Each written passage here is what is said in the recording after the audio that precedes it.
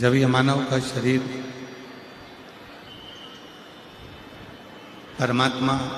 आप और हमको देता है, तब इस मानव शरीर को देने से पहले एक वचन देवादिदेव महादेव भगवान आप और हमसे संसार सागर में भेजने से पहले वो ईश्वर एक वचन करवा देता है। और वो वचन कोई दूसरा नहीं होता है, वो वचन होता है, वो वचन कोई दूसरा नहीं होता है, वो वचन केवल एक होता है कि मृत्यु लोक में जाने के बाद में, संसार सागर में पहुंचने के बाद में, इस पृथ्वी पर जाने के बाद में आप ईश्वर का भजन कितना कर रहे हैं, आप भगवान का भजन कितना कर रहे हैं, आप परमात्मा का भजन कितना कर रहे हैं।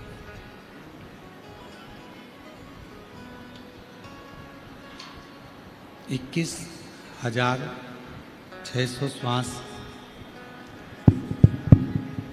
जो ये मानव के शरीर में प्रतिदिन आ रही और जा रही है,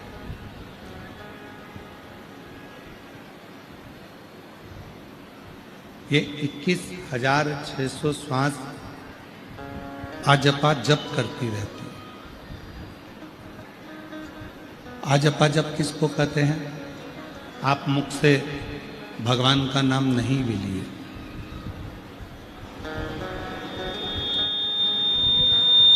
आप मुख से भगवान का नाम नहीं लिए,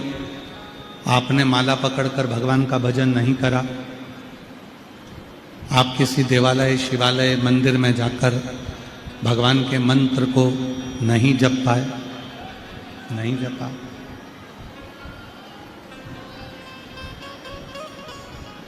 उसके बाद भी हम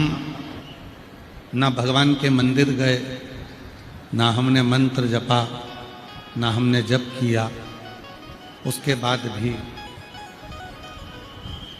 हमारी जो 21,600 श्वास है जो प्रतिदिन निकल रही है, वो श्वास अपने आप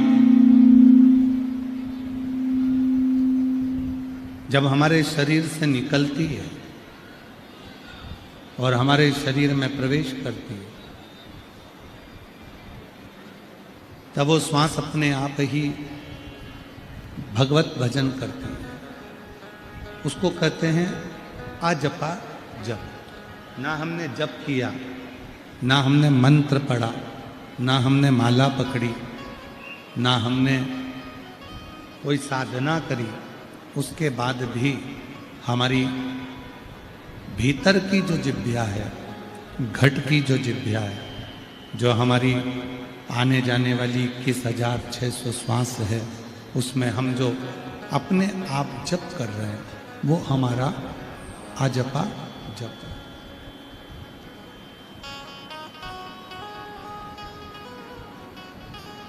कई बार धर्मपत्नी अपने पति से कह देती है कि तुम मंदिर नहीं जाते,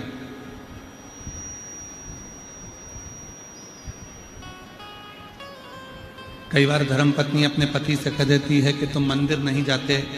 कभी भगवान को जप नहीं करते, कभी मंत्र नहीं बोलते, कभी भजन नहीं करते, कभी कीर्तन नहीं करते, कभी नाम जाप नहीं करते।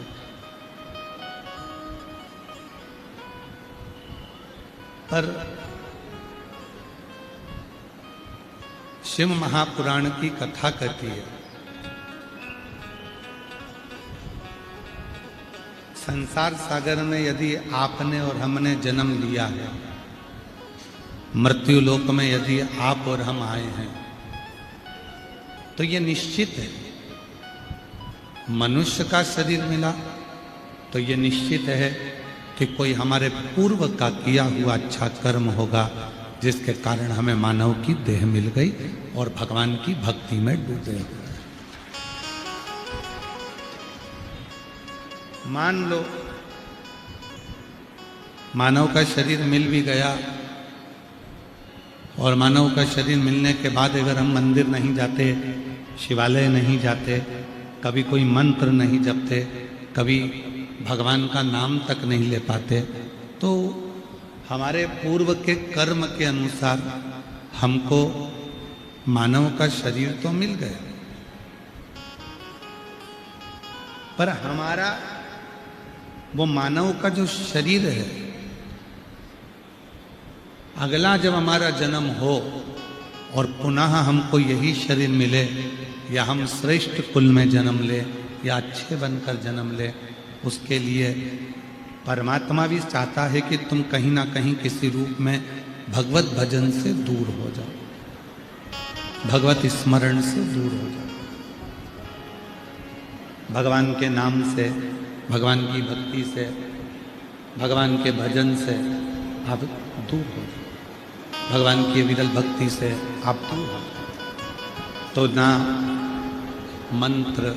ना साधना, न तप, न भजन, न कीर्तन, न मंत्र जाप, कुछ भी हमारे जीवन में हमसे हो नहीं पाता, हमसे हो नहीं पाता। और जब आप और हम किसी भी रूप में, किसी भी रूप में उस परम पिता परमात्मा को, ईश्वर को याद करते हैं, किसी भी रूप में, उसी पल, उसी घड़ी, उसी क्षण हमारी जिंदगी का जितना पाप कर्म है, झूठ जो प्रतिदिन आप और हम बोलते हैं, ये माइक चालू करो ना, स्पीकर, उनकी आवाज नहीं आ रही है। प्रतिदिन जो झूठ आप और हम बोलते हैं, गलत दृष्टि से देख लेते हैं, गलत विचारों से सोच लेते हैं, गलत भाव अपने अंदर हम प्रकट कर लेते हैं, ये सब जिस समय पर हम उस परमात्मा को याद करते हैं, जिस समय पर आप और हम उस ईश्वर को याद करते हैं, उसी समय, उसी पल, उसी घड़ी हमारा गलत कर्म जो इंद्रियों के द्वारा हो गया था, वो सारा गलत कर्म अपने आप जलकर भस्म हो जाता, अपने आप जल, उसको जलाना नहीं पड़ता है, उसको गलत कर्म को जलाना नहीं पड़ेगा, उसको हम जलाने के लिए, उसको हम कहीं ले जाकर उसको हम छोड़ेंगे। गलत देख लिया, गलत सोच लिया, गलत विचार आ गए, गलत दृष्टि आ गई, गलत भाव आ गए, गलत मन में सोच लिया, गलत भाव, गलत दृष्टि आपके और हमारे मन में आ गए, और हम ये विचार कर कर बैठे हैं कि ये मेरा जो गलत विचार मेरी दृष्टि में आए हैं, गलत सोच जो मेरे मन में आई है, गलत भाव जो मेरे मन में आए हैं, ये समाप्त कैसे?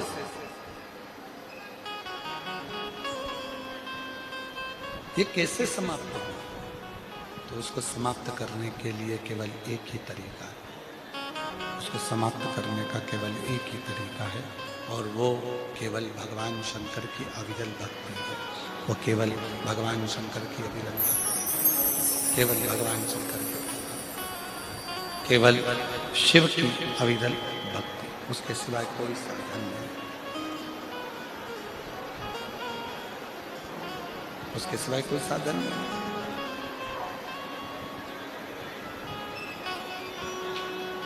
कितना सुंदर कहा है,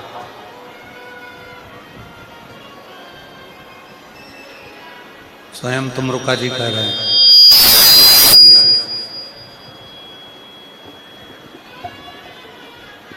तुमरुका जी चंचुला देवी से कह रहे हैं, चंचुला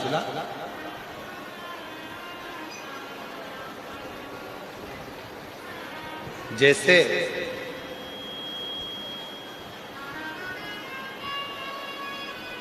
गंगा के तट पर पड़ी हुई बालू रेत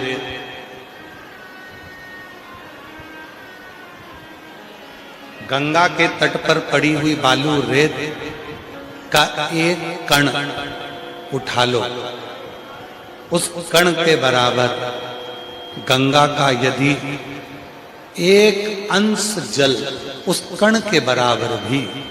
हमारे मुख में चले जाता है, तो संसार का कोई मनुष्य कितना भी पापी क्यों ना हो, वो फिर जन्म नहीं लेता, वो परमात्मा का हो जाता है।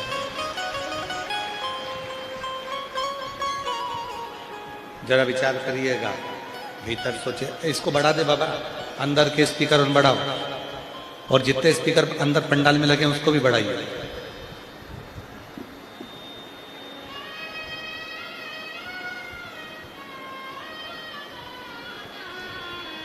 गंगा के तट पर जो बालू रेत पड़ी हुई है, और गंगा के तट पर पड़ी हुई बालू रेत का एक कण आप उठा लीजिए, बस अब मत कर कुछ भी उसमें। गंगा के तट पर पड़ी हुई बालू रेत का एक कण उठा लो, उस कण के बराबर गंगा का जल यदि हमारे मुख में गया तो पुनः हमारा इस संसार सागर में जन्म नहीं होता। अब दूसरी बात क्या लिखी शिव महापुराण के अंदर, तुमरुका जी क्या कर रहे हैं कि गंगा की तट पर पड़ी हुई बालू रेत का एक कण के बराबर गंगा जल यदि हमारे मुख में जाता है तो हमारा पुनर्जन्म नहीं होता। और यदि शिव महापुराण के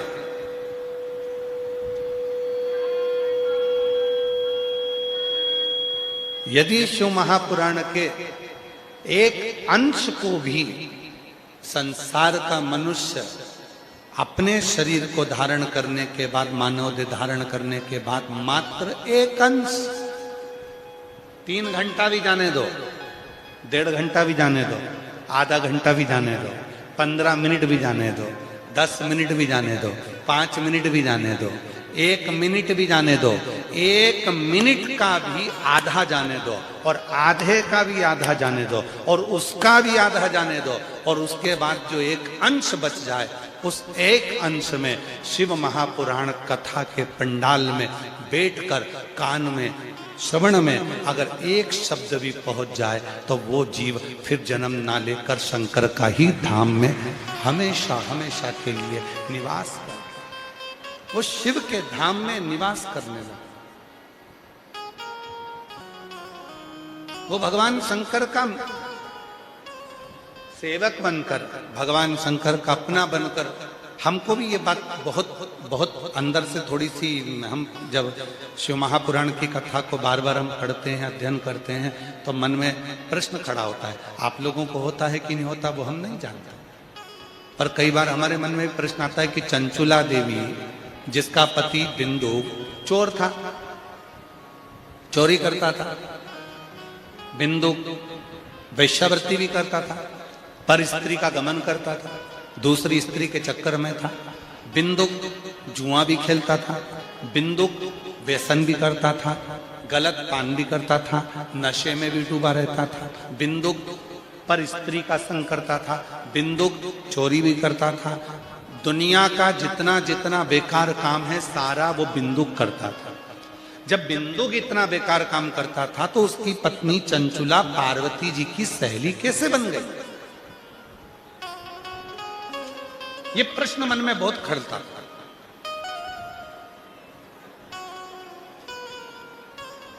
ये मन में ये प्रश्न बार बार आता था कि चंचुला देवी पार्वती जी की सहेली कैसे बन गई, सखी कैसे बन गई, कैलाश पर जाकर कैसे बैठ गई? तब 2 दिन से हम इस प्रश्न के उत्तर को ढूंढने का, अपने मन में आए हुए प्रश्न को ढूंढने का प्रयास कर रहे थे उत्तर को। तब जाकर आज मत्स्य पुराण में इसका उत्तर मिला, और मत्स्य पुराण में ये उत्तर मिला कि गंगा जी के तट पर पड़ी हुई बालू रेत का एक कण उठा लो, और उस कण के बराबर यदि गंगा जल मुख में चले जाए तो फिर वापिस संसार में जन्म नहीं होता। और दूसरी बात लिखा कि कहीं शंकर के नाम को, शिव के मंत्र को या शंकर की कथा को एक अंश श्रवण कर ले तो वो जन्म तो नहीं लेगा, पर शंकर का परम भक्त होकर उसी के धाम में निवास करने लगेगा। ये प्रश्न मन में, ना जाने हम तो कहेंगे दुधनाल गांव की भूमि में कुछ ऐसा प्रताप है, दुधनाल गांव की भूमि में कुछ ऐसा प्रताप है कि यहाँ कथा कहीं ना कहीं से ऐसी प्रश्न भी अपने मन में आता है और उसका उत्तर भी अपने आप भगवान निकाल रहे। बहुत दिन से मन में प्रश्न था कि चंचुला देवी ने ऐसा कौन सा पुण्य करा। तब समझ में आया कि चंचुला पहुंची थी काशी अपने पति के मरने के बाद।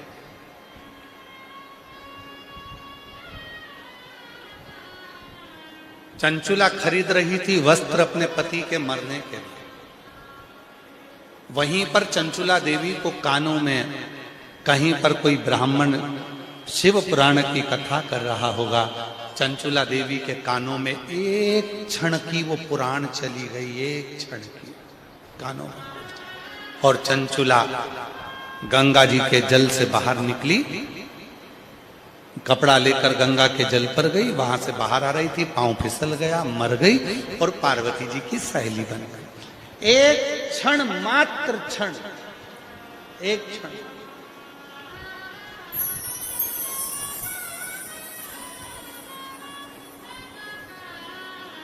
अब जरा विचार करो, जब एक क्षण मात्र की शिव पुराण कानों में जाती है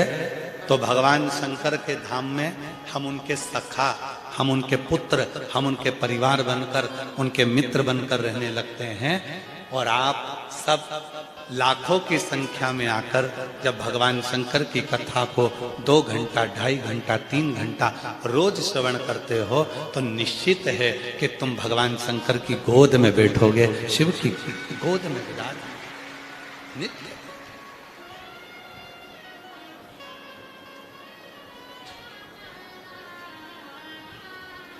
वो याद करो,